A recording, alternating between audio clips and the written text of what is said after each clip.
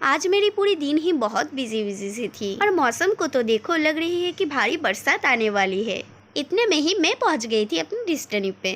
अरे यार, मैं तो इंट्रो देनी ही भूल गई। So hey everyone, Payal in this side, welcome to my busy scheduled another vlog. आज बेबी शावर की एक बुकिंग थी धूपगुड़ी आंग्रा भाषा में। वहाँ पे जाके देखी तो दीदी पहले से ही मेरे इंतजार में बैठी हुई थी। मेरी क्लाइंट की कोई भी डिमांड नहीं थी, मगर उन्होंने बोली थी कि ओपन हेयर स्टाइल नहीं करने के लिए। तो फटाक से मैंने दीदी को रेडी कर दी थी और ये रही फाइनल रिजल्ट। आप सब लोग जरूर बताइए कि लुक आप लोगों को कैसा लग रहा है। फिर हम बैठ गए थे लंच के लिए। जल्दी से लंच कंप्लीट करके मैं चली गई थी पार्लर पे।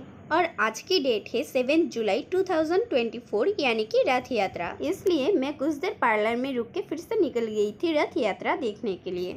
हमारे यहाँ यानी कि धूपगुड़ी में बहुत धूमधाम करके जगन्नाथ जी की पूजा किया जाता है।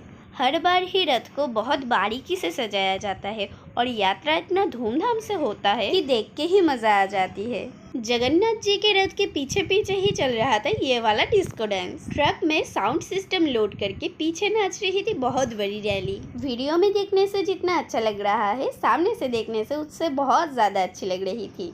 इसके बाद मैं चली आई थी सालबाड़ी में, यानी कि अपने घर पे। हमारे स्टेशन शालबाड़ी में भी हर बार जगन्नाथ जी की बहुत धूमधाम से पूजा किया जाता है। रथ घुमाया जाता है पूरा बाजार इलाका में और इसलिए ही पूरा बाजार इलाका में बहुत भीड़ हो जाता है। मंदिर के सामने बैठ जाती है मेला और मेले में बहुत सारी अनोखी अनोखी चीजें आती है। मैं पूरी की पूरी मेले घूम के 2 तरीके की खिलौने ली थी। एक थी खिलौने की रसोई के सामान, यानी कि इसको बंगाली में हम बोलते हैं रान्ना बाटी, और घर में डेकोरेट करने के लिए मैंने ले ली थी ये वाली मिट्टी की पंछी। फिर बाजार में रथ घुमाया जा रहा था तो मैं चली आई थी घर पे।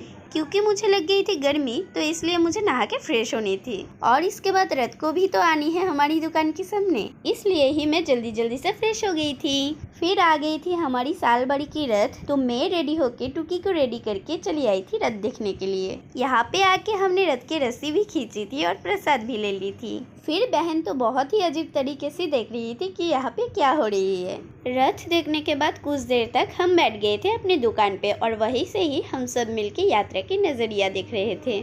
हमारे साथ में बाबा, माँ और भाई भी था। फिर देखते ही देखते शाम भी हो गई थी, तो घर में आके शाम की आरती भी कर ली थी मैंने। मम्मी ने मेरे लिए पूजा की प्रसाद रखी थी, तो आरती खत्म करके ही प्रसाद ले ली थी। शाम में नानी ने रथ यात्रा के लिए मुझे 100 रुपये भी दे दी थी। तो आज के वीडियो को यहीं पर खत्म करते हैं। वीडियो अच्छा लग रहा है तो लाइक, कमेंट, शेयर, सब्सक्राइब जरूर कीजिए।